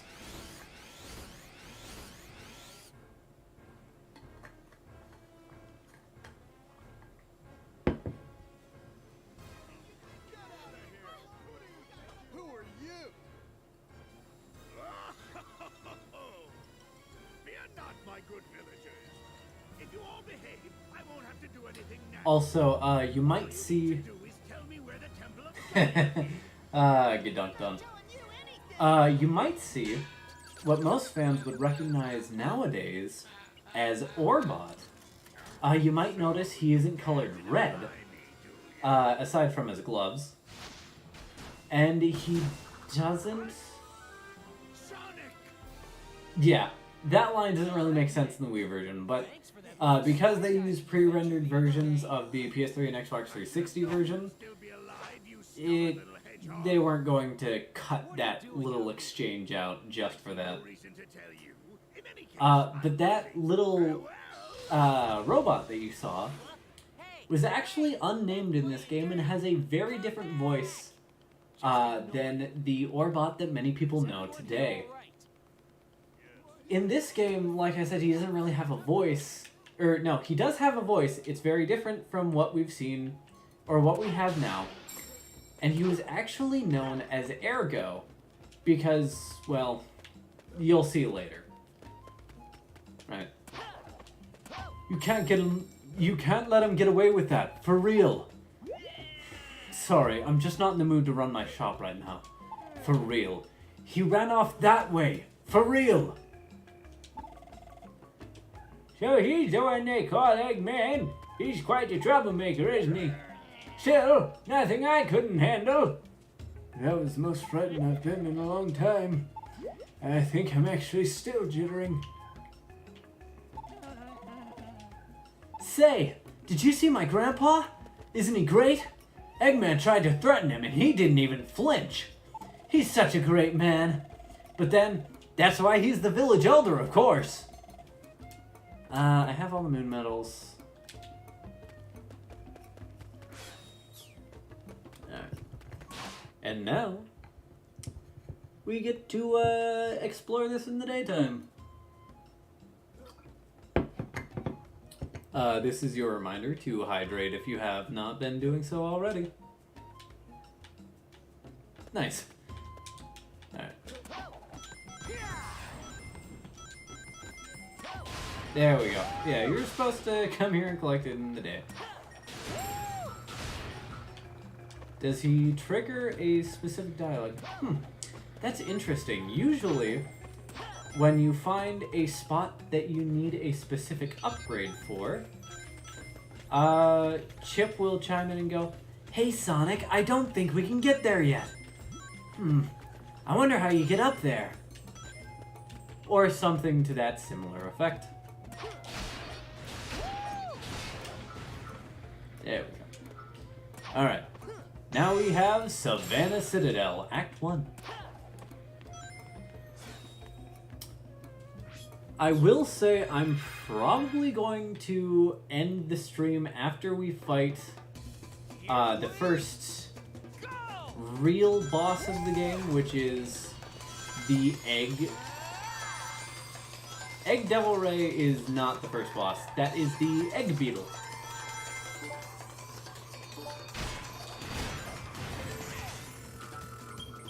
There we go. You can tell I'm used to, having the stomp and air boost. Press the A button at the right time to totally bork it, dude. Alright, let's try that again.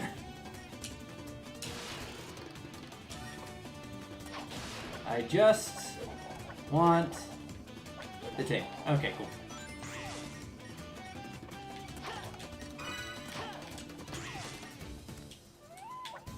You gotta be kidding me. No! Please.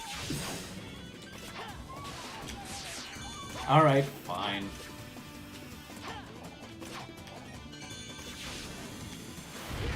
There we go. Now we can go down. I keep trying to stomp.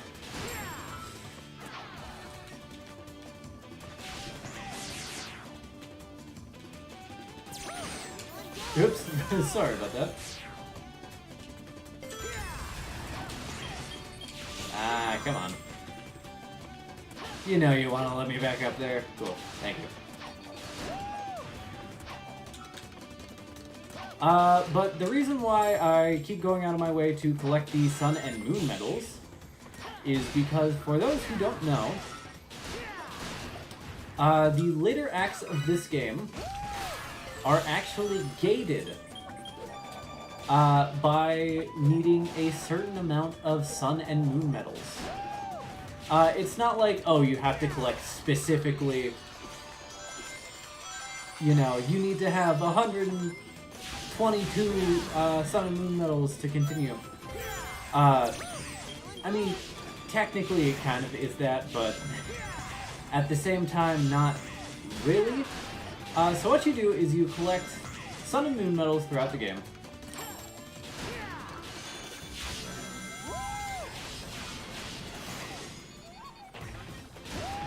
You can get more Moon medals during the daytime, and you can get more Sun medals during the nighttime. Most people tend to do their Sun and Moon medal hunting. Hold up. I love that animation. There we go. Do their Sun and Moon medal grinding.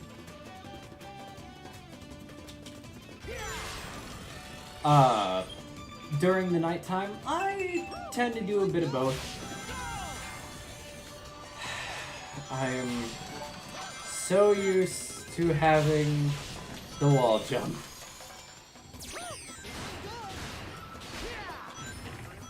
And I'm sorry, until I get those upgrades, you're probably going to hear me say that a lot more.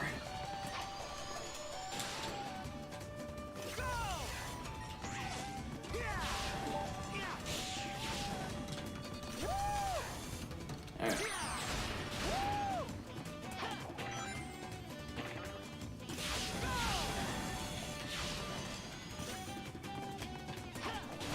Ah, come on.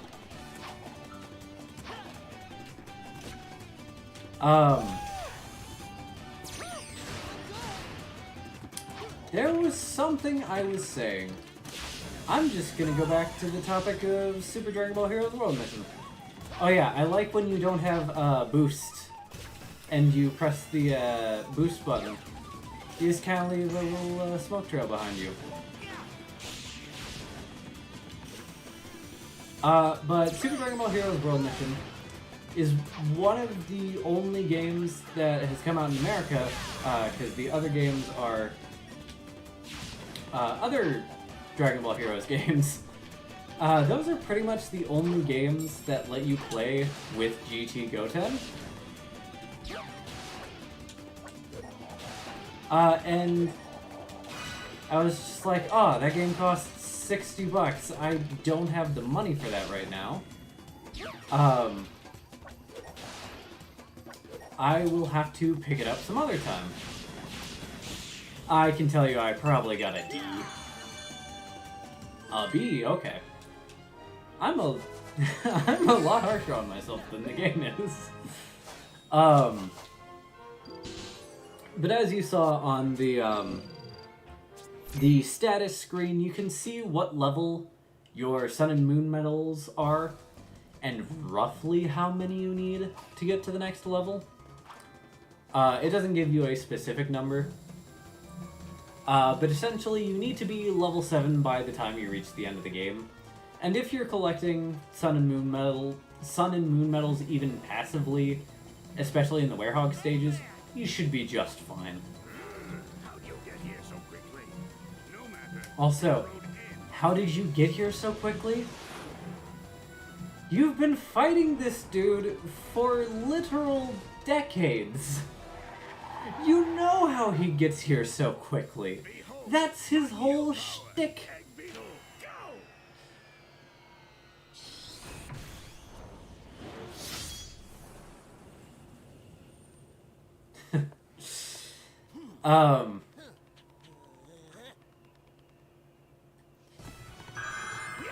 You unsuspecting little egg.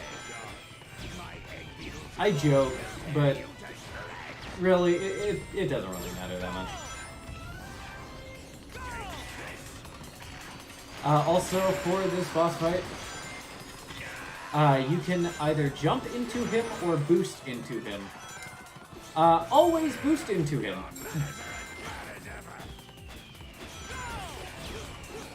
Be careful of not being like me, and just running into him whenever.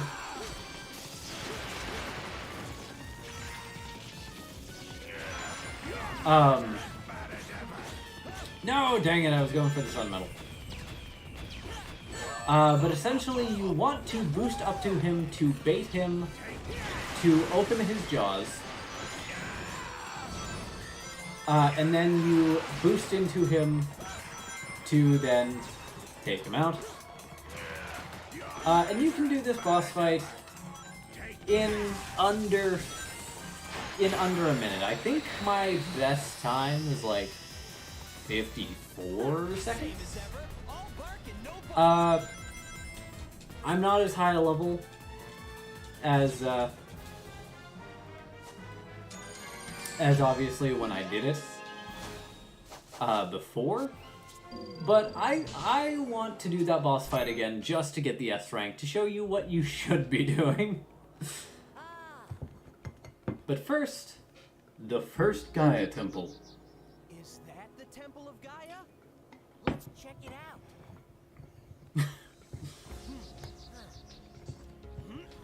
I'm so glad Sonic Frontiers, to go back to that,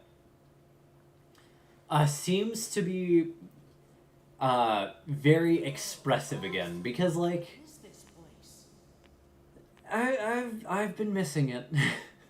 I've been missing it. Hey, Sonic. I have my issues with how Pontac and Graf handled writing the characters. Ultimately, I realized that not every single decision that was made, like in terms of the game's storyline and all that, was handled by them. They're more so the localizers. But, you know, I have my issues with them. I do believe they do good work. I'm just glad they aren't writing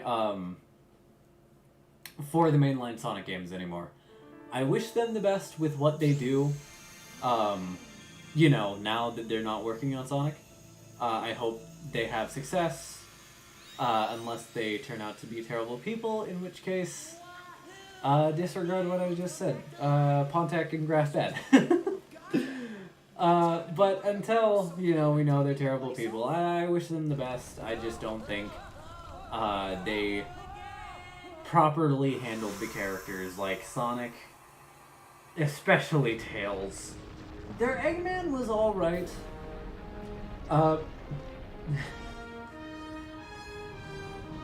I think, like, the weird sort of tone the ludonarrative dissonance, or whatever the phrase is, between the, like, Nintendo-esque gameplay of, like, super bright, cheery worlds with gimmicky things to do in each of them, mixed with, like, the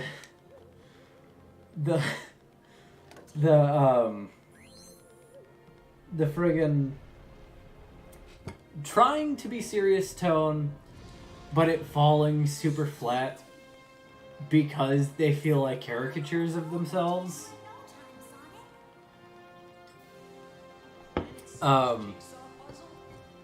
Is something like I have issue with, but I don't, like, blame them 100% for it.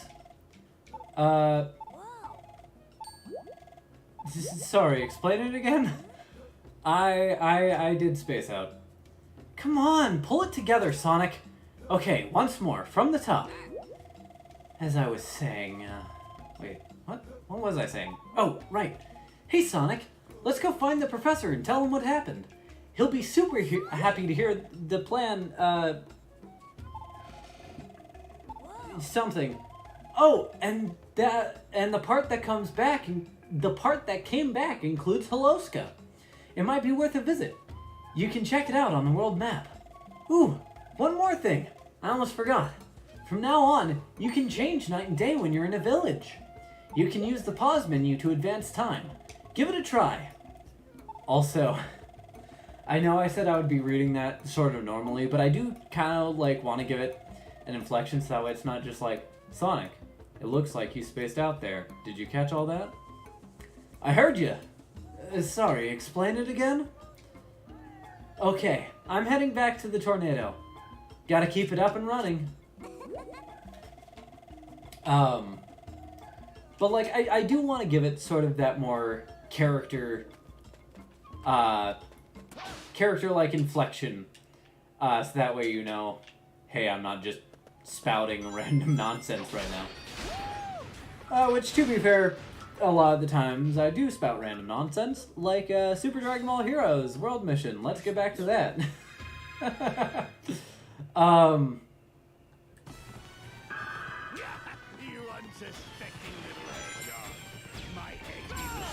I'll get it on the second go around. Why? Oh, just barely.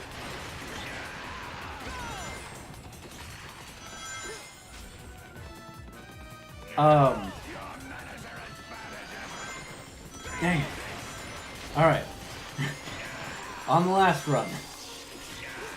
But Super Dragon Ball Heroes World Mission. Nice.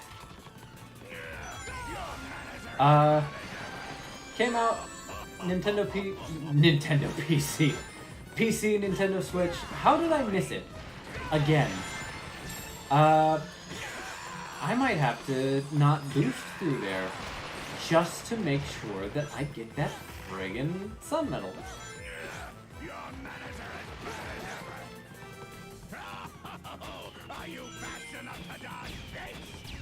No! That time I overcorrected.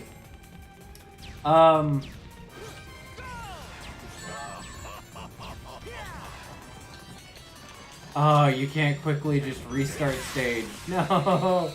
Alright, well, I failed at both getting a better time and collecting the friggin' Sun Medal. So I will play the stage once more with gusto. But I decided to look at the Steam version just because I was curious about it.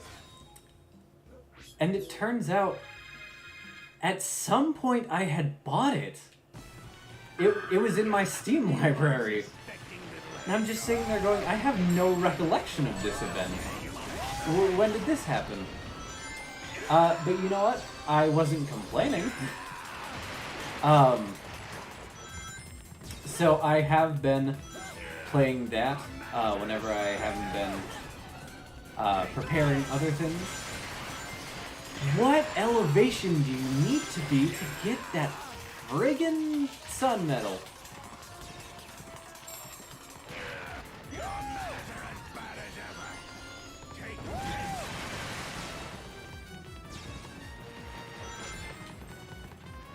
Alright, you know what?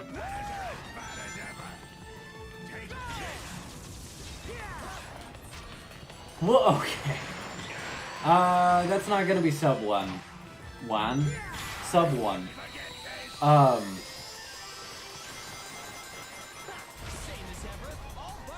Oh, it is. It's just barely. Alright.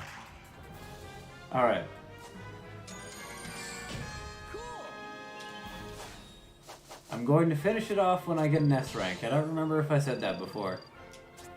I might have said a sub 1, but now I have decided I need to get an S rank. The Sky Patrol stage or whatever. Sky Chase. I swear to gods.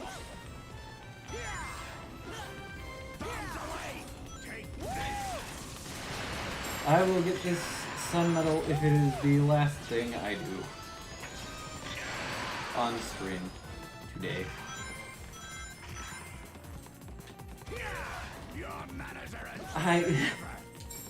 I know you can get it.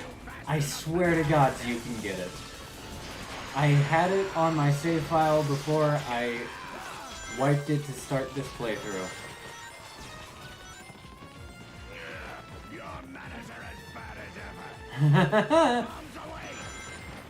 Some people might be wondering why I'm not just stopping and taking my time to grab it.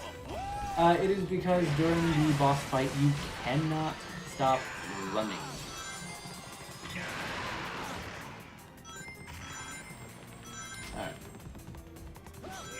Alright.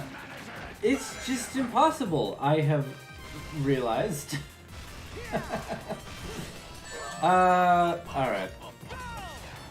I'm just going to do this run until I get the sun medal. Because this is kind of ridiculous.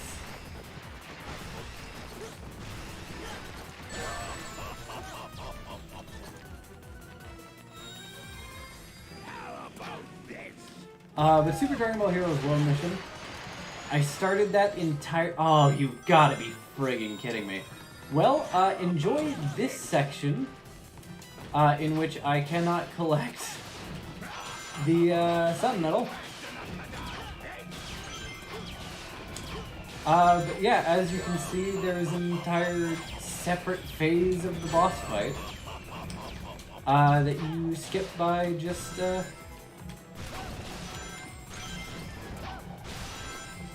Well, I guess doing the cycle of the boss.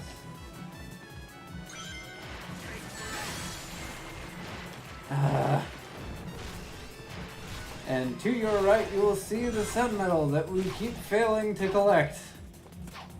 Alright. You know what? I don't care if I get an E rank. I am not stopping.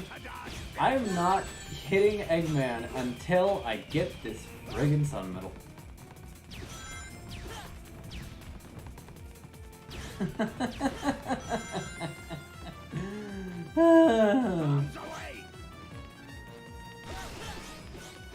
But it is one of the few games where you get to play as GT Goten. There are GT Goten cards in Dokkan Battle. Alright. Whatever.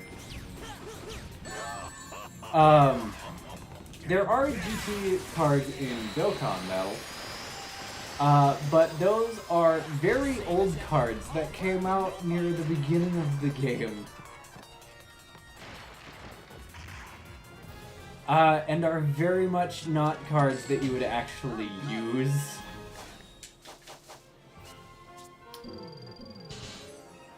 Alright. One more time! I kind of doubt that I'm going to get the sun medal at this point. I might just grab it while I'm off stream.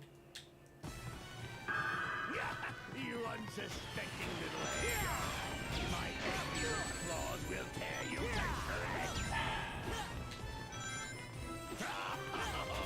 shreds. For some reason, I am not getting the timing of this correct.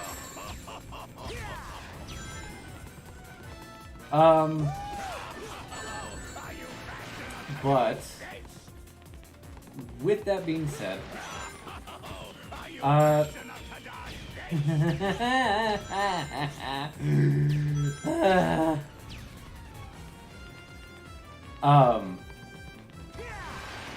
the GT Go 10 cards in Super Dragon Ball Heroes World Mission aren't exactly, you know, game-changing either.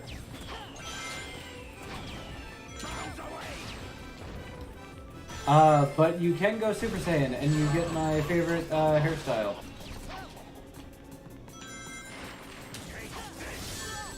That's what it looks like when you homing attack the boss. If I had boosted into him, it would have looked the same. Thank you! Okay, cool. Now to beat him and to do it one more time. But with the homing attack, as you can see, you can only really get one off because he doesn't get thrown back and staggered like he does when you do boost.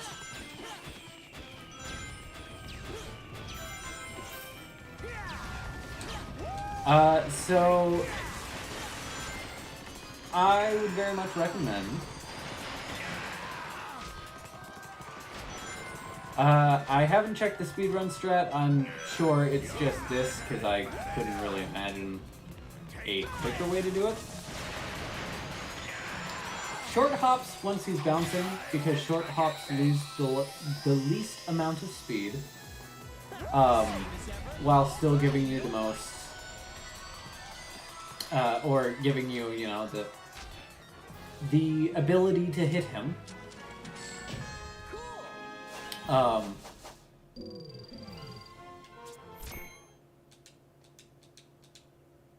And then just maintaining your boost and keeping that sort of stun lock cycle.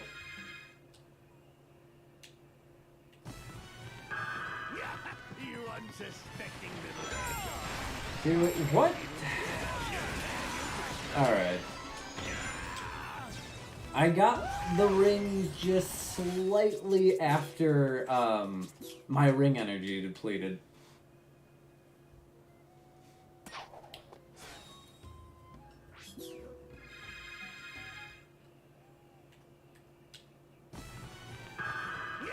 You unsuspecting little egg. My evil claws. Like that. There we go. That's what you want to see.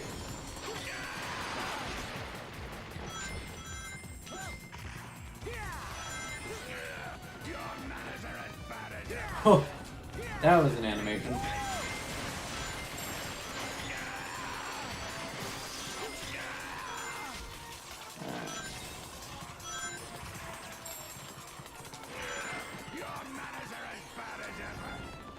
And one more.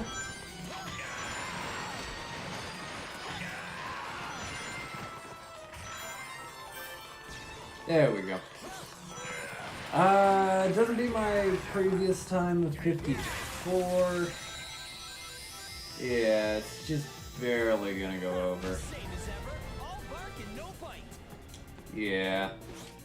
But that was enough to give us the the S rank, rather.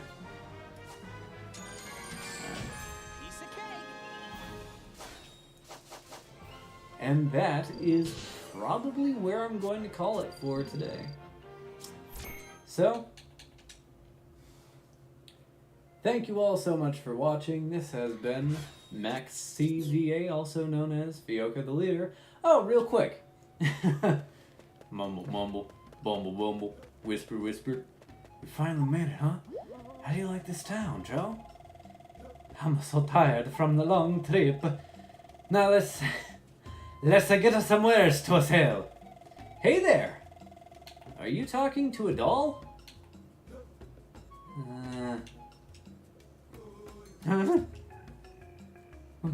What do I do, Chow? A stranger talk to me. Pull it together, huh? You're a salesman. Talk to him. But I can't. I'm not good at... I'm so sorry. Where are you going? Wait for me, eh?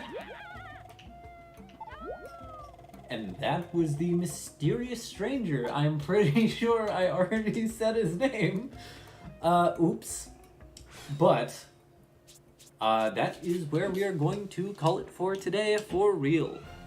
Thank you so much for joining me. This has been, excuse me, Max CVA, also known as Fioko the Leader. And until next time, peace.